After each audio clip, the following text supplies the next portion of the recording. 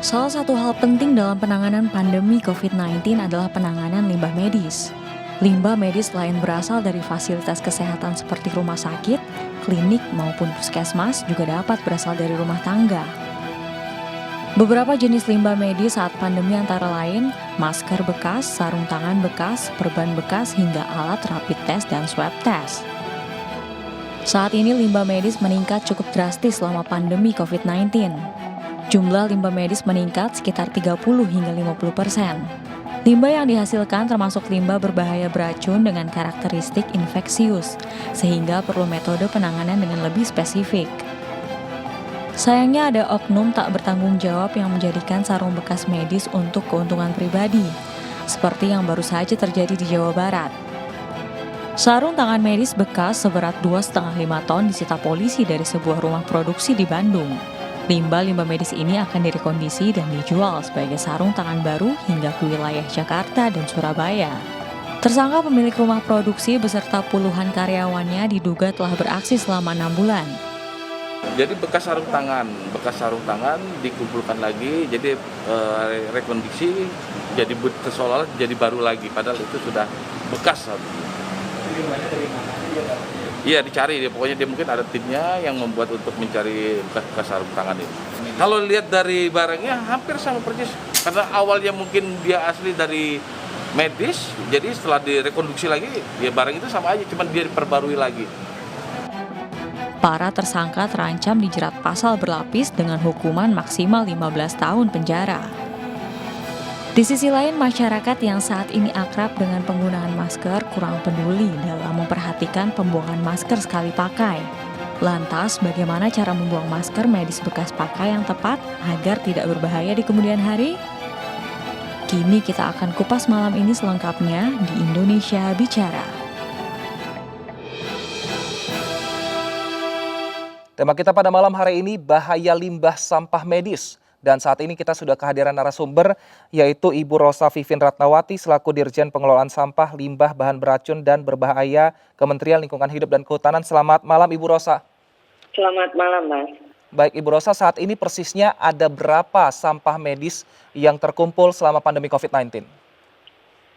Saya bisa sampaikan bahwa berdasarkan laporan dari 34 provinsi sampai dengan 15 Oktober 2020, maka jumlah limbah medis atau limbah infeksius COVID-19 itu berjumlah 1.662,75 ton limbah medis. Dan memang limbah medis tersebut harus dimusnahkan dan berdasarkan surat edaran Menteri LHK nomor 02 tahun 2020 tentang penanganan limbah medis dan sampah dari rumah tangga yang bersumber dari COVID-19, maka yang pertama mereka harus dimusnahkan di insinerator yang membakar dengan suhu 800 derajat Celcius.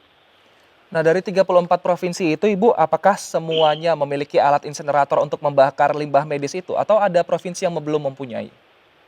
Jadi begini, kami memang menyadari bahwa insinerator itu tidak dimiliki oleh seluruh rumah sakit. Jadi ada hal-hal lain Mas yang kita atur.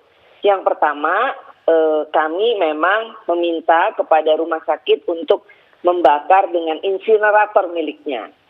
Dan kami memberikan diskresi dengan surat edaran Ibu Menteri LHK itu bahwa mereka bisa membakar di insinerator yang baik yang sudah berizin maupun belum berizin, asal sesuai dengan spesifikasi, antara lain yaitu 800 derajat Celcius, itu yang pertama.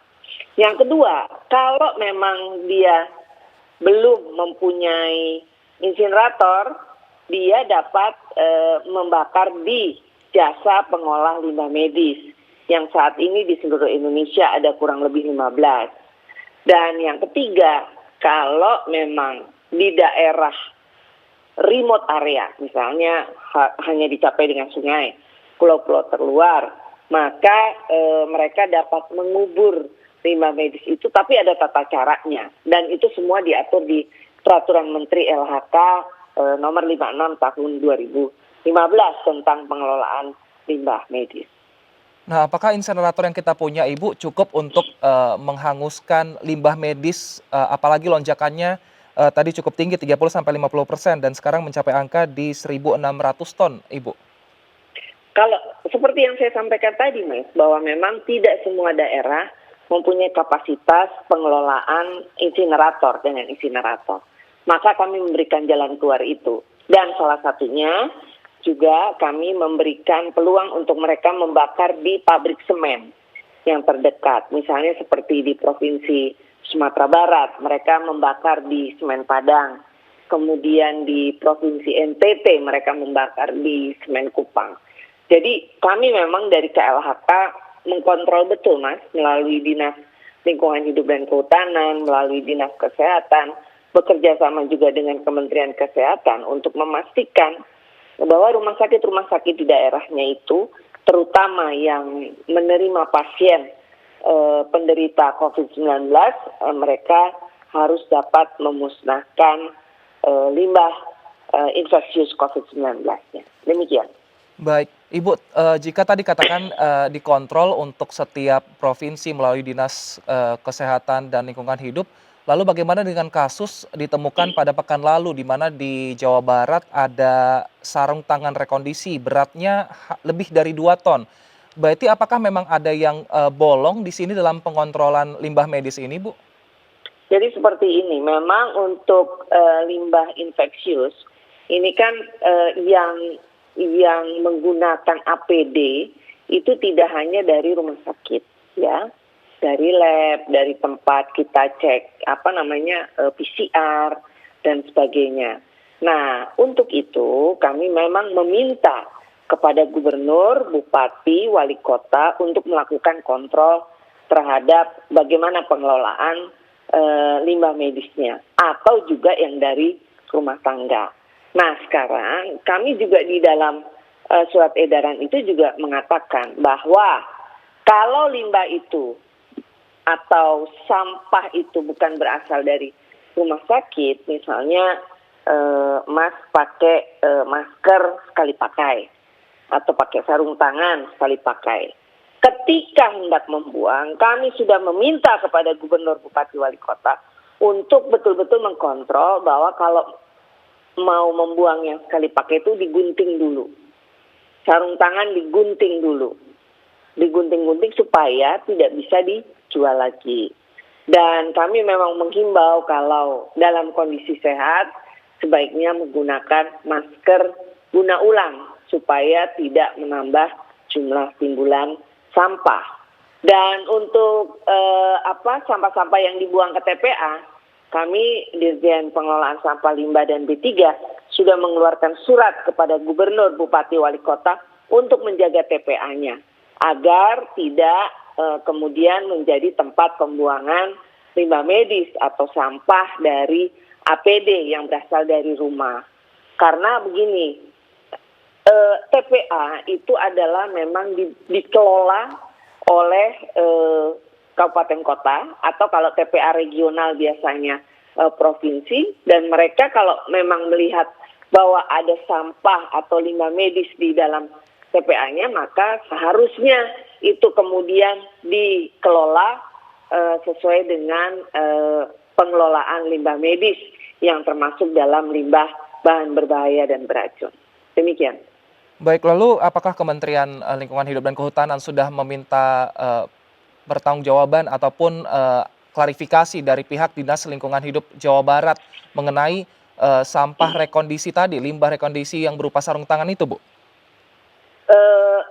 Kami belum, karena ini saya juga baru mendengar yang sampah rekondisi atau yang tadi disampaikan. Jadi nanti kami akan cek ke pemerintah Provinsi Jawa Barat. Kalau boleh tahu itu di TPA mana ya? Atau ditemukan di mana? Ditemukan dalam pabrik rumahan di salah satu wilayah di Kota Bandung. Memang yang menemukan dan juga yang menyelidiki adalah pihak dari Polda Jawa Barat, Ibu. Kasusnya pekan lalu, jadi ada tersangka tidak hanya pemilik pabrik, namun juga pekerjanya juga ditetapkan jadi tersangka itu pada pekan lalu kasusnya. bisa Oke. diselidiki karena itu memang cukup meresahkan Ibu, apalagi kita sebagai Ya, warga mungkin yang menggunakan masker betul. takut untuk membelinya lagi nanti ke depannya. Nah, untuk mencegah hal ini bagaimana koordinasi dengan pemerintah daerah sebenarnya untuk masalah limbah yang tadi bukan rumah sakit tapi pribadi, individu, sebenarnya bagaimana memilah-milah sampah ini dari pihak Pemprov sendiri, Ibu? Iya, seperti yang saya sampaikan tadi, Mas, bahwa di dalam surat edaran Menteri LHK kepada gubernur, bupati, wali kota, itu kami bagi dua. Satu yang dari fasilitas pelayanan kesehatan, yaitu limbah medis ya, jadi kayak masker, APD, sarung tangan, bekas infus, bekas makan dari pasien COVID, itu semua harus dimusnahkan di 800 derajat Celcius untuk insineratornya. Sementara kalau dari rumah misalnya orang tanpa gejala dia isolasi mandiri di rumah dan sebagainya, kami juga sudah menuliskan kepada para gubernur, bupati, wali kota untuk memastikan bagaimana pengelolaan lanjutannya. Pastikan mereka punya catatan, ada orang OTG kah, ada orang isolasi mandiri dan sebagainya. Nah itu APD, masker dan sebagainya harusnya disediakan bagaimana mereka tempat pengumpulan dan sebagainya. Nanti coba Mas cek di surat edaran Menteri LHK ya nomor Baik. 02 tahun 2020 karena kami sudah meminta gubernur, bupati, wali kota untuk itu. Dan untuk yang TPA, yang ditemukan di TPA, kami juga sudah meminta gubernur untuk betul-betul kemudian menjaga TPA-nya jangan sampai kemasukan sampah medis atau limbah medis. Kalaupun ada, mereka harus mengupayakan untuk misalnya diserahkan kepada jasa pengelola limbah B3 untuk dimusnahkan. Karena kalau tidak dikelola dengan baik, maka akan menjadi rantai penularan kembali untuk COVID-19. Ada mata rantai penularan yang baru. Demikian, Mas. Adakah provinsi yang melapor jika mereka kesulitan untuk mengelola limbah medis ini, Ibu? Ya, biasanya mereka konsultasi, Mas, ke kami. Dan kami mencarikan jalan keluarnya. Misalnya ada beberapa daerah yang mengirimkan surat ke kami bahwa misalnya dia punya insinerator tapi belum ada izinnya. Nah, kemudian kami tuliskan surat, coba dicek spesifikasinya.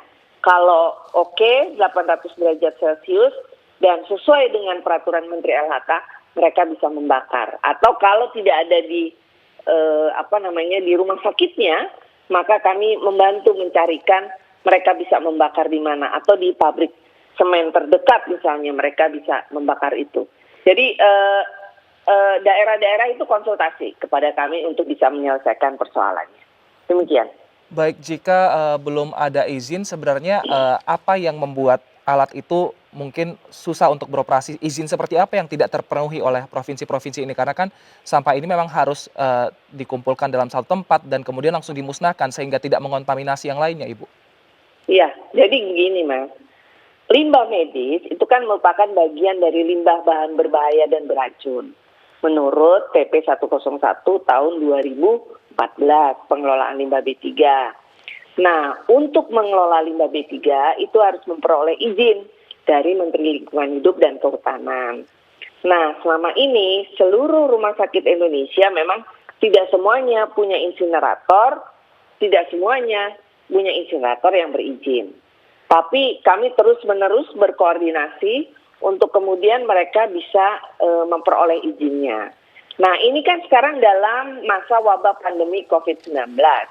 Jadi kami juga menggandeng Bareskrim untuk bersama-sama dengan kami dan Bareskrim berkoordinasi dengan polda-polda di seluruh wilayah Indonesia bahwa dalam masa wabah pandemi COVID-19 ini ada diskresi dari Menteri LHK, mereka bisa membakar atau memusnahkan limbah infeksiusnya di insinerator yang tidak berizin.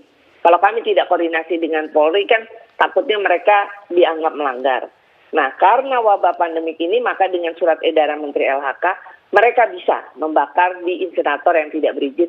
Tapi, nah itu yang kami harus pastikan betul spesifikasinya sesuai dengan peraturan Menteri LHK tentang pengelolaan limbah infeksius atau limbah medis. Demikian. Nah, biasanya untuk masker yang sekali pakai juga ini banyak dipakai di masyarakat saat ini karena memang lebih praktis, tidak perlu mencuci. Nah, bagaimana masyarakat bisa memilah-milah sampah pribadi ini agar tidak berakhir semuanya di TPA, Ibu? Karena informasi ini kan juga mungkin masih belum umum di masyarakat. Ya, saya menghimbau yang pertama kepada pemerintah daerah dulu. Coba kembali lagi lihat surat edaran Menteri LHK nomor 02 yang tadi saya sebutkan tentang pengelolaan limbah medis dan sampah dari penderita COVID-19 yang ada di rumah, bahwa mereka Pemda diminta untuk ada semacam drop box pengumpulan untuk mengumpulkan sampah-sampah masker atau APD yang ada dari dalam rumah.